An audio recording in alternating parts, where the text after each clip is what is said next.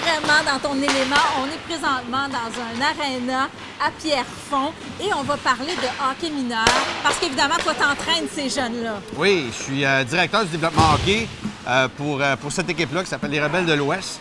On est dans une ligue qui s'appelle la LHPS. C'est une ligue de hockey préparatoire scolaire. Donc, ça le dit dans le mot, c'est l'école qui prime dans cette association-là. Oui, parce que c'est pas comme Hockey Québec ou encore sport-études. C'est vraiment complètement à part. C'est complètement à part. On est dans des commissions scolaires. On commence le 2002 cette année. Donc, c'est Pee-Wee première année. C'est vraiment axé sur le développement individuel de l'athlète. Donc, on passe 60 heures sur la glace pendant une saison à travailler les habiletés individuelles, comme ce qu'on peut voir derrière nous. C'est des passes en mouvement, des réceptions de passes en mouvement. On ne monte pas de sortie de zone encore, on n'est pas rendu là de toute manière. Ça nous permet aussi, ça permet à ces jeunes-là de vivre vraiment ce que je fais l'été, moi, avec les joueurs de la Ligue nationale ou de la Ligue américaine, junior majeur.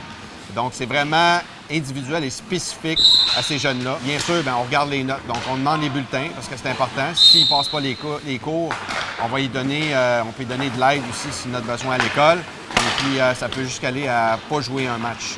Ah oui, ouais. Donc il faut nécessairement qu'ils soient performants. Un ne va pas prendre le dessus sur l'autre. Non, mais le hockey ne prendra pas le dessus sur les études et la famille. Exemple, pendant le temps des fêtes, il y a 2 semaines complètement de congé. Moi, je ne crois pas au hockey 12 mois par année. Ça, c'est la première des choses. Il faut que le jeune se repose, puis il faut qu'il passe. C'est important de passer du temps en famille aussi. C'est ce qu'on néglige la famille souvent au détriment d'être dans les arénas tout le temps. Donc, l'athlète ne sera pas moins bon ou ne sera pas meilleur parce qu'il passe 12 mois par année, 7 jours sur 7 sur une glace.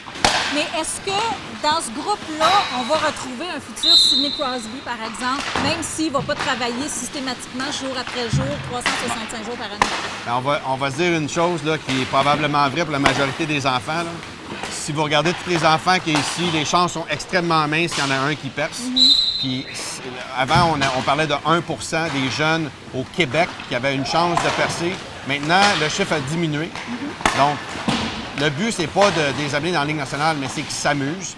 Là, tu me parlais tantôt, vous faites surtout de la technique, vous apprenez les jeux, mais surtout les jeux de passe, tout ça. Moi, j'aimerais ça que tu m'apprennes à jouer. Facile. Ça, je pensais que tu étais pour me lancer un vrai défi, moi. Es-tu capable de... Non, mais attends, là. Ouais. C'est un vrai défi parce que ça fait longtemps que j'ai pas patiné et j'ai jamais joué au hockey. Moi, je te mets au défi, c'est sûr que tu vas compter un but. Ah ouais, va compter ce but-là. Va le compter, ce but-là. Ouais.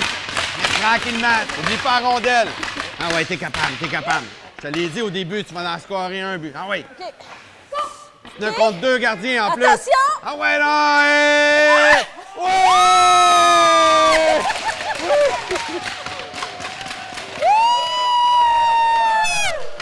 Hey, merci tout le monde! C'est super fin! Alors, on souhaite à tout le monde un joyeux Noël!